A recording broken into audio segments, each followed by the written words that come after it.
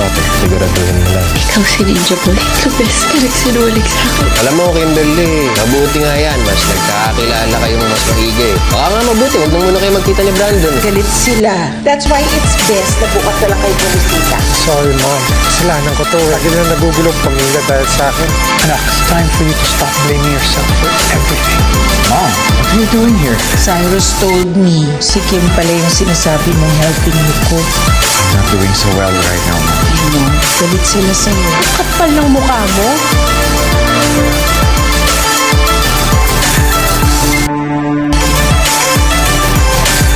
Brandon nag-promise ka pa sa puntod ni Mama na hindi mo sasaktan yung bunsoy namin?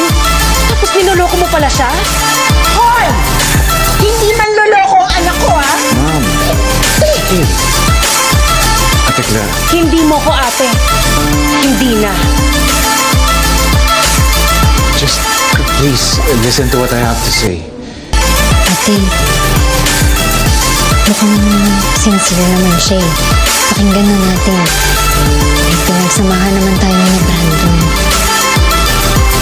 If you don't want to listen to what I have to say, then please help me out. Let me cook that for her. Kaya mo? Sigurado ka? Yes, 100%. 100%. Pero Brandon, kapag binigay mo yan sa kanya at hindi niya tinanggap o pinalabas ka, respetuhan na lang sa gusto ni Bunsoy, ha? Of course.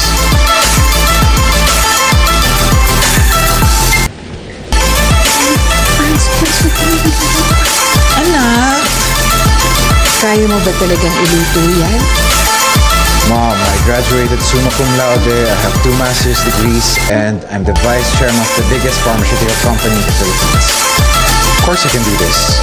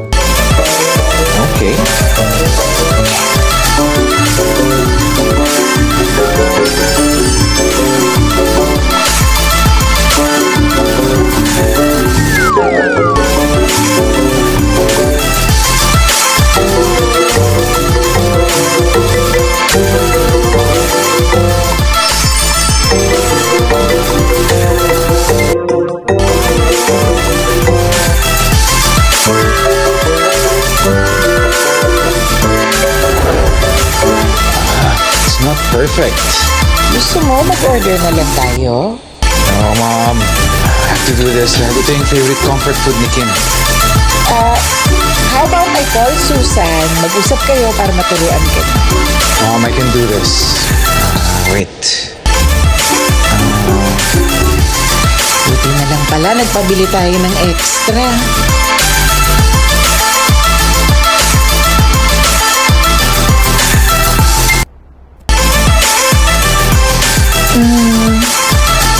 Anak, wait lang ha.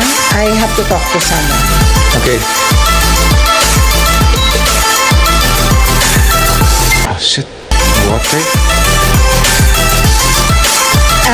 Excuse me. I'm Carlota, Brandon's mom. Nice to meet you. Felix Liwanag. Pwede ba tayo mag-usap? Wala naman akong chance.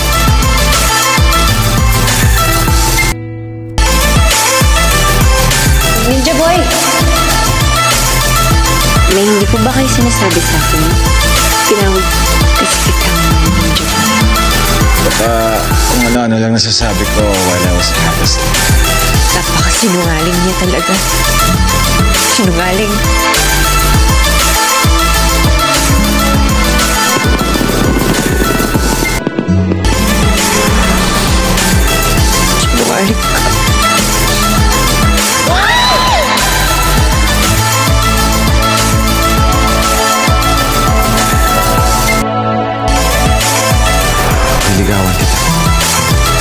And I promise you, in 2 days, tayo na.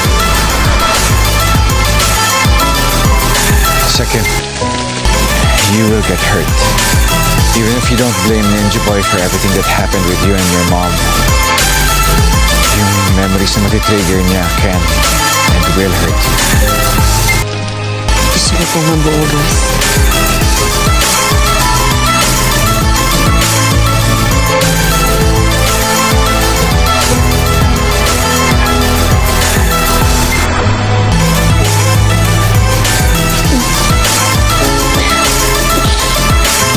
Naman, ikaw mo kasi. Diba? Ate, kinakausap niya yung sarili niya. Nagkaka-mental breakdown na ata. Pasok!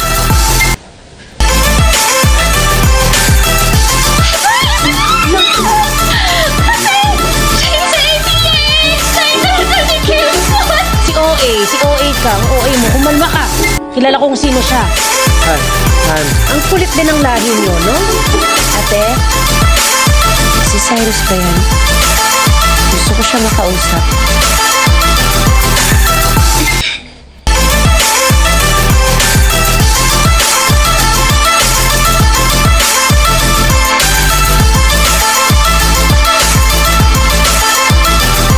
Ngayon ko lang nalaman na si Brandon pala tsaka si Secretary Kim.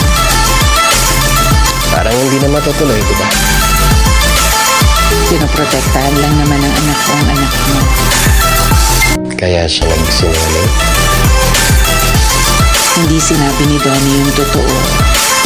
Hindi dahil gusto niyang manloko. Kung tutuusin mo, pwede naman niyang sinabi yung siya yung bata. Di siguro naging hero pa siya sa paningin niyo. Pero hindi ganun klaseng tao ang anak ko. Inisip niya muna yung makakabuti kay Secretary Kim kesa yung sa kanya. Hindi nakabuti sa anak ko. Nasaktan niya yung anak ko. Nasasaktan din ang anak ko. Pinili ni Donnie manahimik kahit masakit. Ayaw niyang pagdaanan ni Kim yung pinagdaanan niya. To this day, my son still has nightmares. Nakakita lang siya ng cable ties.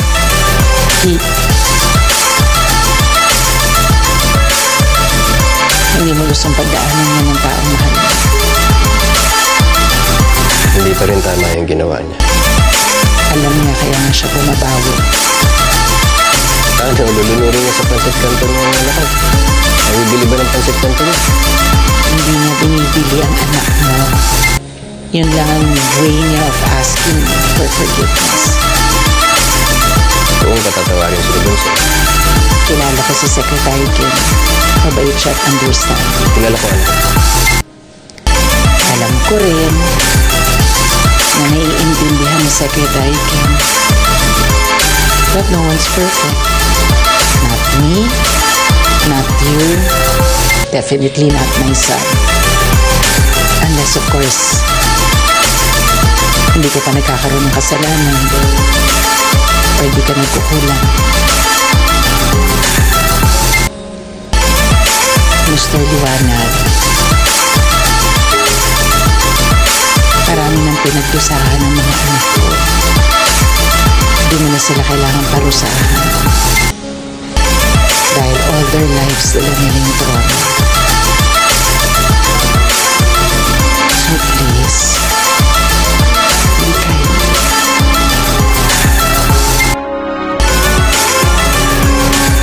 Ikaw din. Nagsinungaling ka rin sa akin. Karamdam ko pinagkaisahan niyo kung dalawa eh. Pero, bakit kailangan niyo akong lokohin ng ganito?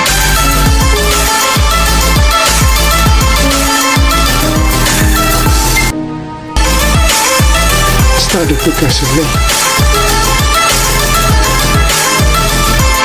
Natawag nga ako ni Brandon because of it. Kaya nung pinakita mo sa akin yung grade school essay ko, wala akong binuhos na malamig na tubig. It reminded me of what I did to my family. Lalo na kay Donnie. Wala siya because of me.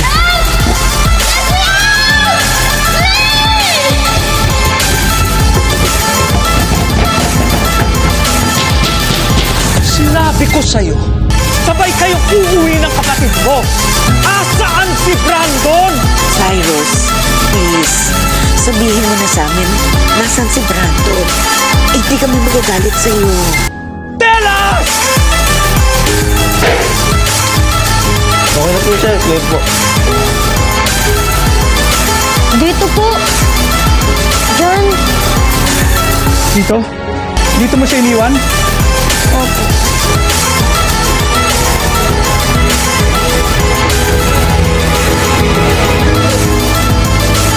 But this is where we left him. Hindi mo siya dapat ikinulong dyan in the first place. Anong klaseng kapatid ka?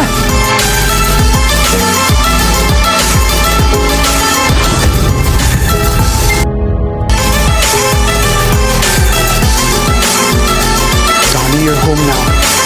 Cyrus, no.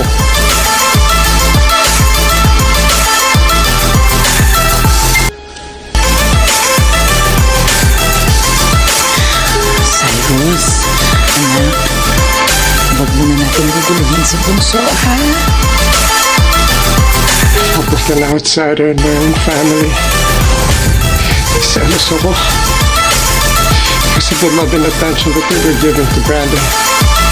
So I wrote that essay. Sinabi ko kayo na-kidnap. True enough. My teachers, my classmates, they showered me with their sympathy. Until nalaman ni Dad kung anong ginawa ko.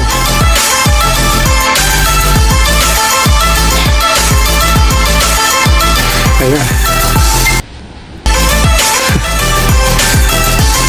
Persona non grata ulit. That's why when I found out that Troy was investigating, I had to do my part. For my family. Finally be a brother to Brandon. Ayoko nang balikan ni Brandon ang mga nangyari sa kanya.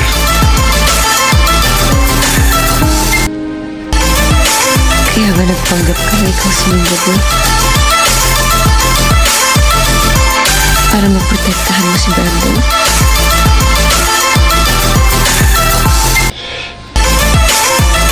Hindi pwede makita ng part family ang weaknesses na leadership ni Brandon. Bakit naman iisipin nila na may weakness sa leadership ni Boss? Trauma can manipulate your judgment. Hindi ka nagtataka. Bakit nandito yung anak ng partner namin sa Prime Alpha? Don't be judging his heavy move.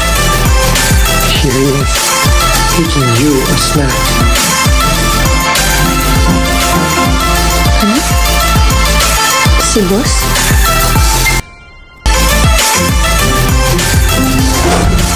Why is it still soggy? Try lang ng try, sir. Basta, sa amin yung reject.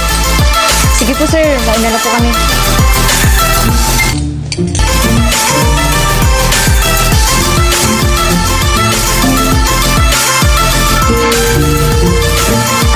Why won't it stay firm?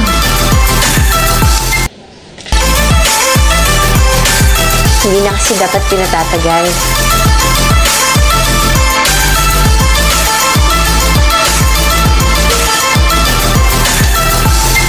Yung noodles? Tsaka yung away.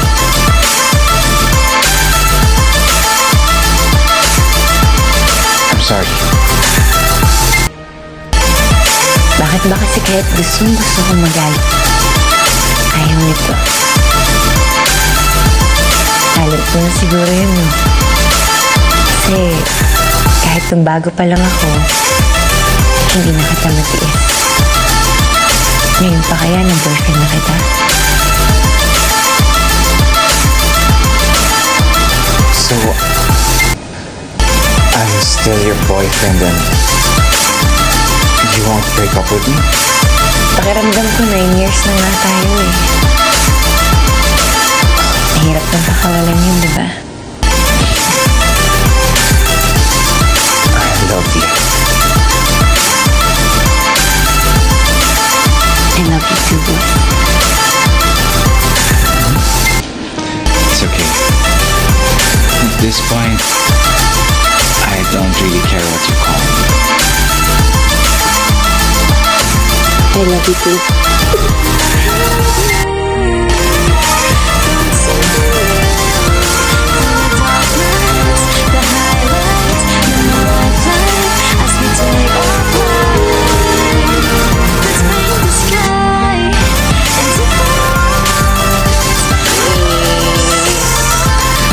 Ngayon yung discharge ni Sec Kim pero she's still on leave. Sayang nga hindi niya ma-witness yung pag-welcome natin sa ating bagong team member, si Ronnie!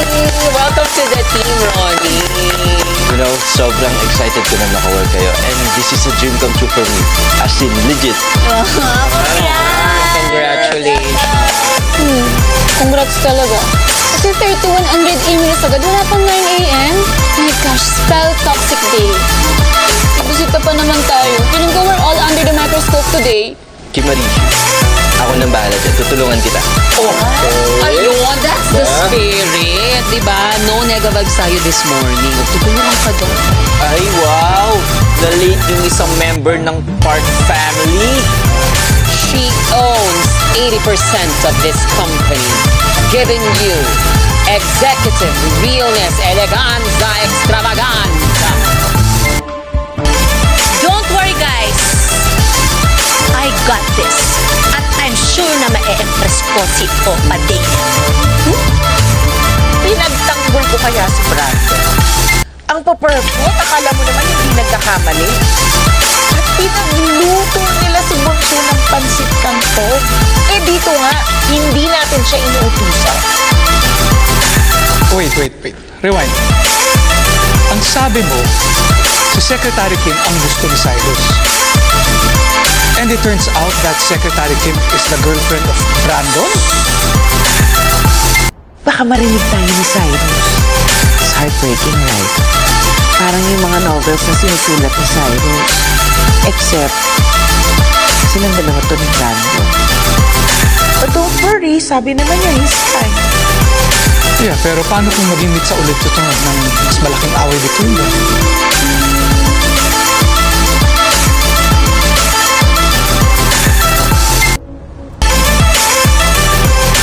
Sir, ma'am, this is the area where we receive our deliveries. Excuse me, ma'am, sir. Is Brandon busy with something? Where is he? Sir, our vice chairman is on top of everything. He is like the wind. You can see him, but you can feel him. Like a ghost? Anyway, I hope everything is ready for the arrival of the shipment. Yes, sir. Our regulatory department keeps us updated. How about the handling of vaccine logistics? Everything's under control, sir.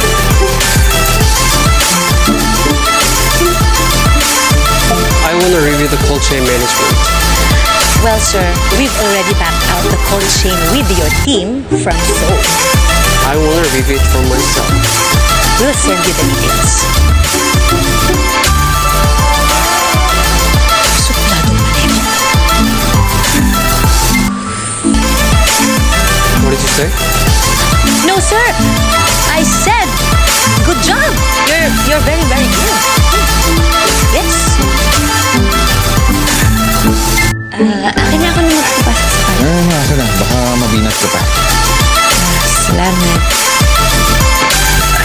Don't mind me. I'm just here because knowing you, for sure, back to work ka agad. So I'm here to make sure na makakapag-relax ka, okay?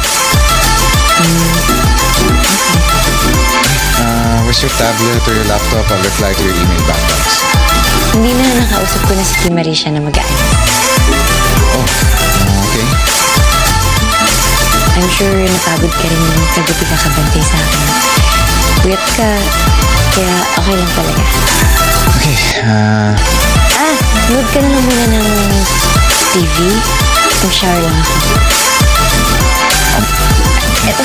Do you need anything else? Hindi.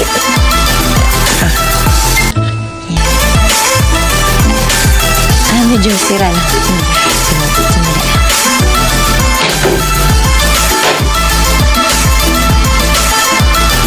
Yan. Ito, diba? Ganyan yung muna. Okay. Shower lang. Okay, just let me know if you need anything, okay?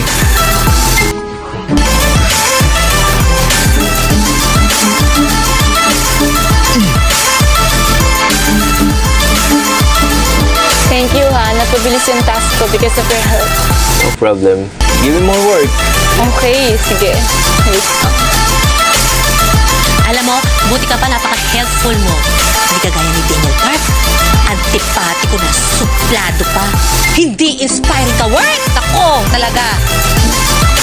Magandang gabi po. Gabaldo. Hindi gaya ng iba dyan. Superhero ng buhay ko. Baldo, anong kailangan mo? Ano po, may pinapakuha lang po ulit si Sir. Uy, Baldo, napapadalas yung utos sa'yo dito. Oo nga. Hindi pa naman siguro urgent yan, di ba? Naku, Baldo, kumain ka na muna. Sure? Yan, may pizza dyan. Salamat. Ito, Baldo, kumuha ka. Masarap to. Kunin mo na. Ayan o. Salamat po. Hindi suplado, pong-pagong naman. What's pong-pagong? Slowpoke, yun ang meaning ng girl. Baka Capricorn, hindi masyadong in touch sa emotions nila, kaya babagal-bagal, kumilos, ganun. Sir Walt, hindi naman laging na-apply yung statement. Capricorn ka ba? Bakit affected ka? Ay, nako, basta matagal mag-make ng move, naiinip na yung beauty ko. I'm showable, I'm a catch, at hindi ako makapag-antay. Kaya sana yung bilis-bilisan mo na. Kilos-kilos din, day. Boss. Dumaan nga pala si Cyrus sa ospital kagabi. Nasabi niya yung dahilan kung bakit siya nagpanggap. I know. We're stupid. Mahal ka ng kapatid mo, boss. Ginawa niya yun para protektahan ka. Para na rin daw makabawi siya sa kasalanan niya sa'yo. Sige na. Go get some rest. Good night. Good night.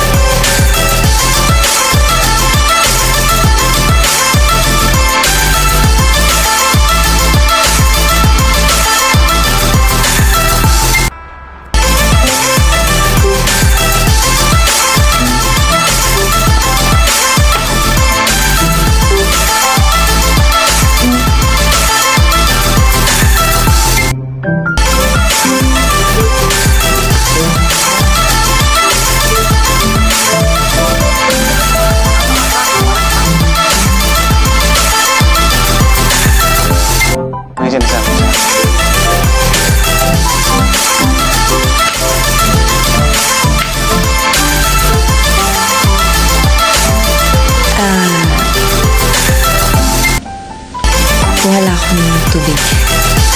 Hindi, ako na. No, I'll do it.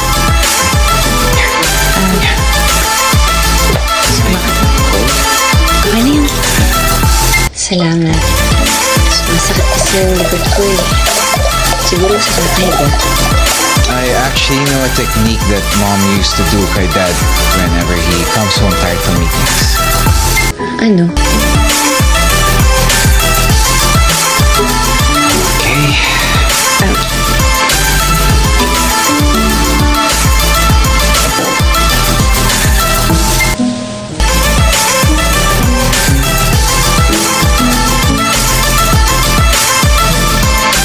How is it? Okay naman.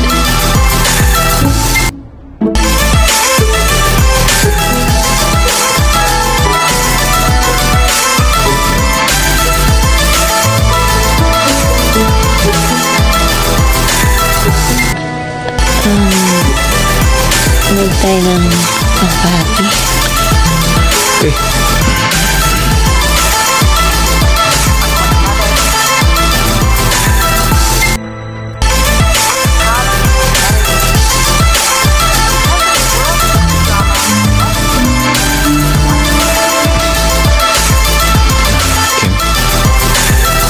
Hmm?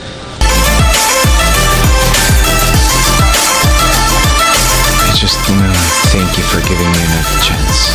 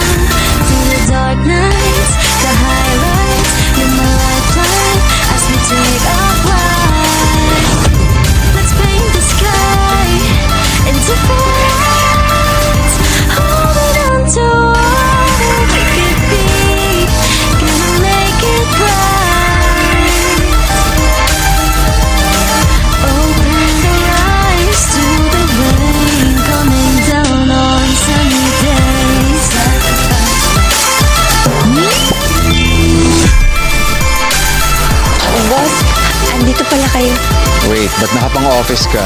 I'm ordering you na bawal kang pumasok sa opisina. You're leaving us all over again. I did what I sent out to do here, to make amends.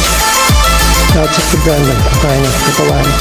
What do you think about these? Sir, mabenta po sa amin yan, lalo na sa mag-asawa. Perfect. Kunin na namin to. Sakto, my wife here really loves it. Hmm? Huh? No, she's waiting.